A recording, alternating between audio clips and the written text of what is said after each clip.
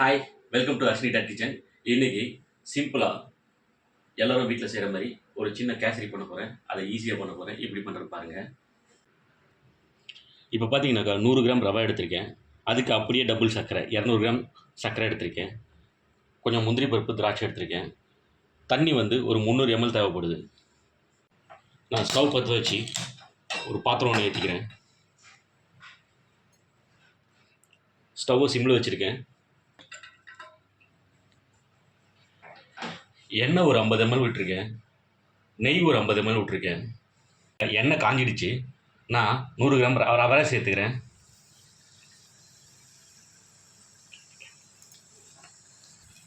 ரவையில் இந்த எண்ணெயும் நெய்லையும் பொரிச்சிக்கிறேன்.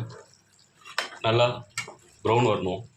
அதை நீங்கள் ஈஸியாக கண்டுபிடிக்கிறதுக்கு இது கூடவே 2 திராட்சையை போட்டால் ஈஸியாக நம்ம கண்டுபிடிச்சிடலாம்.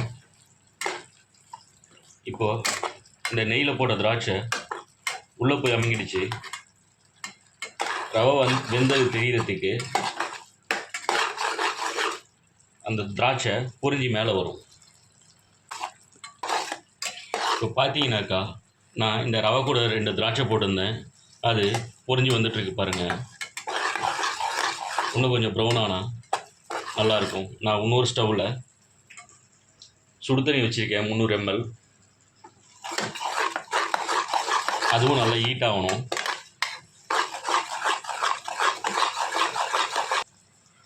நான் ஸ்டவ் சிம்மிலே தான் வச்சு பண்ணிகிட்ருக்கேன். சும்மா ஒரு பிஞ்ச் கலர் பவுடர் சேர்த்துக்கிறேன்.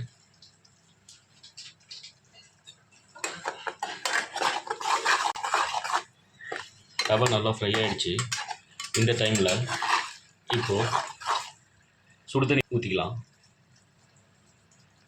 கலர் பவுடர் போட்டேன், ஆனால் கலர் பவுடர் தெரியல நமக்கு. இப்போ நான் தண்ணி ஊற்றும் போது பாருங்கள்,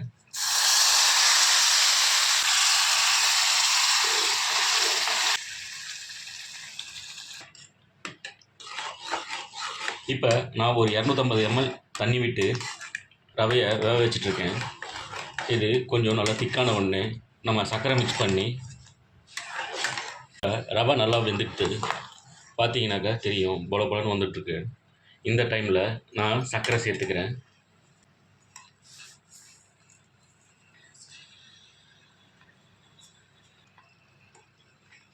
நான் இப்போ 200 கிராம் சர்க்கரை சேர்த்துருக்கேன். இப்போ இந்த சர்க்கரை இலகி கேசரியோட நல்லா மெல்ட் ஆகிடும். திரும்பி ரவை திக்னஸ் வந்த உடனே நம்ம முந்திரி திராட்சை போட்டு இறக்கலாம். இப்போ பார்த்தீங்கன்னாக்கா கேசரி வந்துடுச்சு. இப்போ இது கூட ஒரு ஸ்பூன் நெய் விட்டுக்கிறேன். இப்போ பார்த்தீங்கன்னாக்கா நான் 1 ஸ்பூன் நெய் விட்டுருக்கேன். நெய் விட்டு நல்லா ஒரு கலரிக்கலாம். நான் முந்திரி பருப்பு கொஞ்சம் எடுத்து வச்சுருக்கேன், அது மேலே தூவிக்கிறேன்.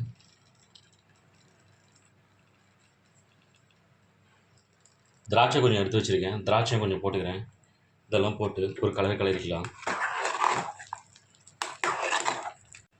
இது கூட கொஞ்சம் இலச்சி பவுடர் சேர்த்து நான் இப்போ ஆஃப் பண்ணிக்கிறேன்.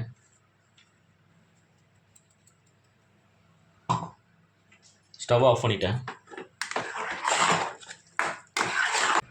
சிம்பிள் அண்ட் ஈஸியாக கேசரி ரெடி. சாப்பிட வாங்க.